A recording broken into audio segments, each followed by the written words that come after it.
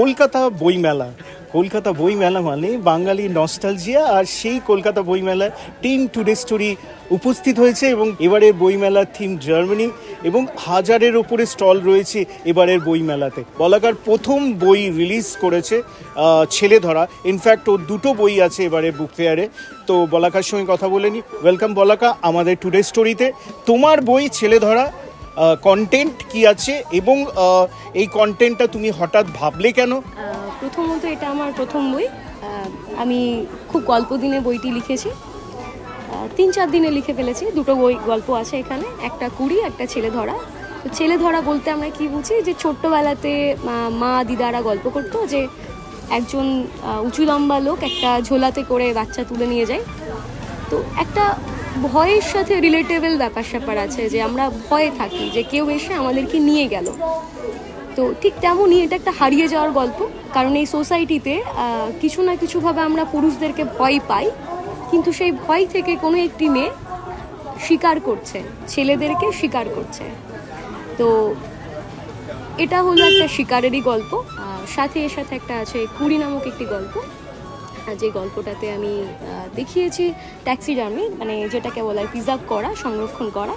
তো একটি ছেলের এমন একটা সংরক্ষণের শখ, যে শখটা এসছে এমনই কিছু একটা চাইল্ডহুড ট্রমা থেকে, যেটা আস্তে আস্তে সেই ট্রমাটাকে ওকে ক্রিমিনালের আকার দিয়েছে ধীরে ধীরে।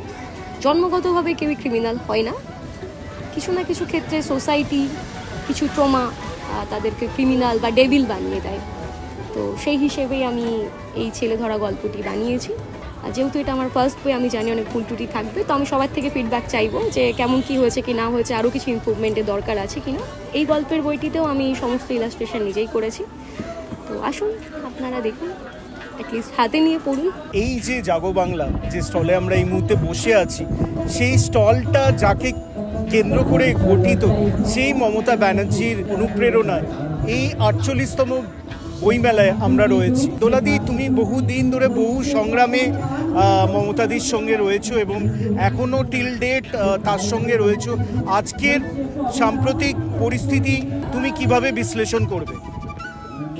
দেখুন, সমস্ত রাজনৈতিক পরিস্থিতি নিরপেক্ষভাবে মমতা বন্দ্যোপাধ্যায় জননেত্রী, মানুষের সাথে ওনার একটা অসীম কানেক্ট। আমার সৌভাগ্য যে আমার দল আমাকে এই জাগো বাংলা স্টলে কর্মী হিসেবে থাকার সুযোগ দেয়। 19-20 বছর আমি সেই সুযোগ পাচ্ছি। মমতা ব্যানার্জি প্রতি বছর বেস্টসেলার, তার বই প্রথম দিন থেকে আজ অব্দি সব বই সমানভাবে লোকে কিনতে আসে। ভাস্বরদা এবং বই দুটো অঙ্গাঙ্গিভাবে জড়িত। আজকে ভাস্বরদা একদম টুডে স্টোরি ক্যামেরার সামনে কোন কোন বই দুটো নিয়ে আমাদের দর্শকদের বলবে এবং তারা অবশ্যই বইমেলায় এসে বইগুলো কালেক্ট করবে। সে তো বলবোই, কিন্তু সবার আগে তোমাকে ধন্যবাদ জানাই যে প্রচুর ব্যস্ততার মধ্যেও তুমি সময় বার করে এসছো আমার জন্য। আমরা এই মুহূর্তে আছি হচ্ছে ঘরে বাইরে পাবলিকেশনসের স্টলে, 528 নম্বর স্টল, গেট নাম্বার 8-এর সামনে। এইখানে আমার একটি বই গত বছর যেটা প্রকাশ হয়েছিল, রাজেশ্বরী কোটা, সেই বইটি পাওয়া যাচ্ছে। মহারানী দিদ্যা তো আছে, যেটা এর আগে বেরিয়েছিল, এবং বিথিকা কেবিন। আর আরেকটা ইন্টারেস্টিং ব্যাপার যেটা, যে রাজেশ্বরী কোটার সঙ্গে মহারানী দিদ্যার যে ইংলিশ ভার্সনটা সেটাও এখানে আছে। Maharani Didda the forgotten queen of Kashmir, এই দুটো বই এইবারের আমি কি বলবো আকর্ষণ বলি, নতুন আকর্ষণ এখানে পাওয়া যাচ্ছে।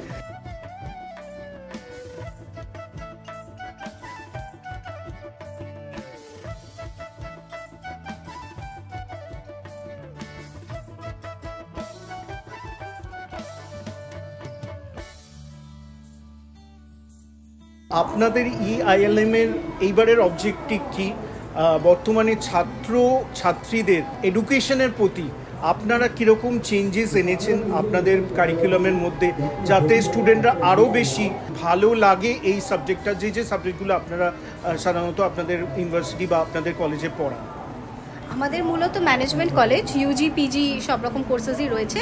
ম্যানেজমেন্ট কলেজের মধ্যে যেমনি hospital management, hotel and hospitality রয়েছে, মিডিয়া ম্যানেজমেন্ট রয়েছে, স্পোর্টস ম্যানেজমেন্ট রয়েছে। Number of courses are lot, আর we are growing in number, and আমাদের অনেক নিউ ক্যাম্পাসেস হচ্ছে। আর সেইভাবে দেখতে গেলে we are the oldest management college which is growing at a faster rate than any other college. সেটা আপনারা আমাদের স্টুডেন্ট সংখ্যা দেখলেই দেখবেন, আপনি এই ছবিগুলো দেখলেই দেখবেন আমাদের স্টুডেন্টসরা যেভাবে ইন্টারন্যাশনাল ট্রিপ করে বা যেভাবে ইন্টারন্যাশনাল এক্সপোজার পায় সেভাবে প্রবাবলি খুব কম জায়গাতেই তারা পায়, and we are very very proud about them. আপনার কলেজে কি কি নতুন কারিকুলাম হয়েছে স্টুডেন্ট বেনিফিটের জন্য? হ্যাঁ, নমস্কার, আমার নাম অনির্বাণ মজুমদার। আমি JIS greater Kolkata college of engineering and ম্যানেজমেন্টের অ্যাডমিশন অ্যান্ড মার্কেটিং হেড। এবার বলি যে আমাদের কলেজটা হচ্ছে 2008-এর কলেজ। সেই সময় আমাদের ইঞ্জিনিয়ারিং দিয়ে শুরু হয় এবং ইঞ্জিনিয়ারিংয়ের সাথে আমরা তারপর ডিপ্লোমা ইঞ্জিনিয়ারিং কোর্সেস এবং আমরা গত বছর থেকে বিবিএ এবং বিসিএ কোর্সটিও শুরু করেছি। এবং আপনি যদি বলেন পরিষেবা, জেআইএস মানেই হচ্ছে পরিষেবার একটা সবথেকে বড় উদাহরণ।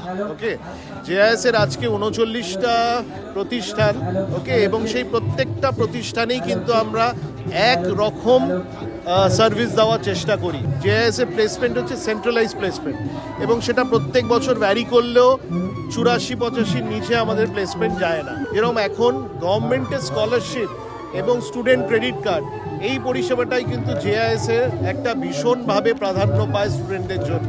এবার কথা বলে নেব বই মেলাতে যে মানুষটার সঙ্গে, তার প্রেসক্রিপশন আপনারা সবসময় পেতে থাকেন। শরীর ভালো থাকার জন্য তো অনেক রকম প্রেসক্রিপশন হয়, আপনার এবারে বইতে কি কি বিষয় আপনি প্রেসক্রিপশন দিচ্ছেন? আসলে এটা না আমার মাথায় এসেছিল রিল করার সময়, এত ভুল ধারণা লোকের রয়েছে, খুব কমন ঘি খাওয়া খারাপ, এটা কিন্তু একদমই না। ঘি মডারেট অ্যামাউন্টে খাওয়াটা ভালো। তারপর ধরুন সবাই ভাবে যে বোধহয় মাংস খেলে কোলেস্ট্রল প্রচুর বেড়ে যাবে, কিন্তু সবই ইন মডারেট অ্যামাউন্ট ঠিক আছে। তারপর এই কুসংস্কারগুলো কাটানো, প্লাস হিট স্ট্রোক হলে কি করতে হবে, জাস্ট আমরা যে ধরনের কেস পাই এমনভাবে বলা যাতে লোকেরা বুঝতে পারে, সেটাই কিন্তু অনুলেখন করেছে প্রীতিময় আর শিবাজি, সেটা অনুলেখন করে বার করেছে। আমার ক্রেডিট শুধু ওই রিল করাটা।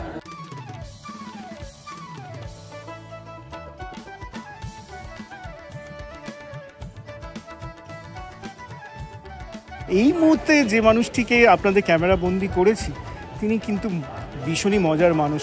48তম বইমেলাতে এসে কীরকম লাগছে সেই বইয়ের গন্ধ? প্রতি বছরই তো আসি, যবে থেকে এখানে হয়েছে, তার আগে যেখানে ছিল, তারও আগে যেখানে ছিল, সবকটাই তো দেখা। প্রথমত বাঙালি মেলা প্রিয় জাত, সবসময় কোনো কিছুকে মেলা করে ফেলতে পারলে খুব ভালো লাগে। পুজোটাও মেলা, আমার মনে হয় পরীক্ষাটাও মেলা, ক্রিকেটটাও মেলা, ফুটবলটাও মেলা, বই মেলা তো মেলাই, চলচ্চিত্র মেলা সেও হয়ে গেল কিছুদিন আগে। তো বইমেলার একটা আলাদা আকর্ষণ। প্রথম আকর্ষণ হচ্ছে নতুন নতুন বই এবং সেই বইয়ের গন্ধ, তার সঙ্গে এই যে বন্ধুবান্ধব যারা বই পাবলিশ করে, যারা বই পড়ে, যারা বই নিয়ে আলোচনা করতে ভালোবাসে, সকলের সঙ্গে দেখা হওয়াটা, মিলন, এই যে দেখা হওয়াটাই সবচেয়ে আনন্দের, সবচেয়ে অ্যাট্রাকটিভ। কলকাতা বুক ফেয়ারে ভারতীয় ডাক বিভাগের স্টলে আমরা এই মুহূর্তে এসেছি। আপনি একটু বলুন, ভারতীয় ডাক বিভাগ আমাদের 8 থেকে 80 জন্য কি কি প্ল্যান রেখেছে? ভারতীয় ডাক বিভাগের পক্ষ থেকে আমরা এসেছি, কলকাতা জিপিও থেকে মেনলি এসেছি। এখানে 2-3টে পার্ট আছে, আপনার একটা সেভিংস পার্ট, একটা ইন্স্যুরেন্স পার্ট, আর একটা হচ্ছে ফিলাটেলিক পার্ট। আমি যেখানে আছি এই মুহূর্তে এখানে সেভিংসের বিভিন্ন স্কিম সম্বন্ধে মানুষকে সচেতন করার জন্য, আমাদের তো ইন্ডিয়া পোস্টে কোনো বিজ্ঞাপন নেই, যার জন্য আমরা সরাসরি একদম পাবলিকের সামনে মুখোমুখি দাঁড়িয়ে বিভিন্ন স্কিম সম্বন্ধে মানুষকে সজাগ করার জন্যে, যে আপনারা কোনো গুজবে কান দেবেন না, বিভিন্ন চিট ফান্ডের পা দেবেন না, সরাসরি সরকারি জায়গায় ইন্ডিয়া পোস্টের মাধ্যমে বিভিন্ন স্কিমেতে যে স্বল্প সঞ্চয় প্রকল্পগুলো আছে তারই বিভিন্ন স্কিম আমরা পাবলিকের সঙ্গে সরাসরি আলোচনা করছি। বইমেলা তোমার কাছে কতটা ইম্পর্টেন্ট? বইমেলা অনেকটা, আমি আগের বার থেকে আসছি, তো আমি এখানে আইএমএ পড়ি, তো আমরা এখানে আগের বছর থেকে আসছি, তো এখানে খুবই মানে নানা রকম সম্ভার বইয়ের পাওয়া যায়। কলেজ স্ট্রিটের জন্য আমাদের যেতে আমাদের হাতের কাছে এত রকমের বই আমরা পাচ্ছি, সেটা একটা সুবিধা। বইমেলা শুধুমাত্র যে বই কেনা বেচা তা নয়, বইমেলা আসলে আমরা এতজন মানুষকে দেখতে পাচ্ছি, এত রকম স্টল, এবং সবচেয়ে বড় কথা বিদেশ থেকে যে এত রকমের স্টল এসেছে সেগুলো আমরা হাতের সামনে কখনোই পাই না স্বাভাবিকভাবে। তো এগুলো আমাদের কাছে একটা অনেক ইম্পর্টেন্ট জিনিস। এখন মানুষের বই পড়ার অভ্যেস কমে যাচ্ছে, বই আমরা দেখতেও পাই না সচরাচর কারো কাছে গেলে, তো সেগুলো একটা অনেক অন্যরকম একটা ভ্যালু অ্যাড করে আমাদের লাইফে।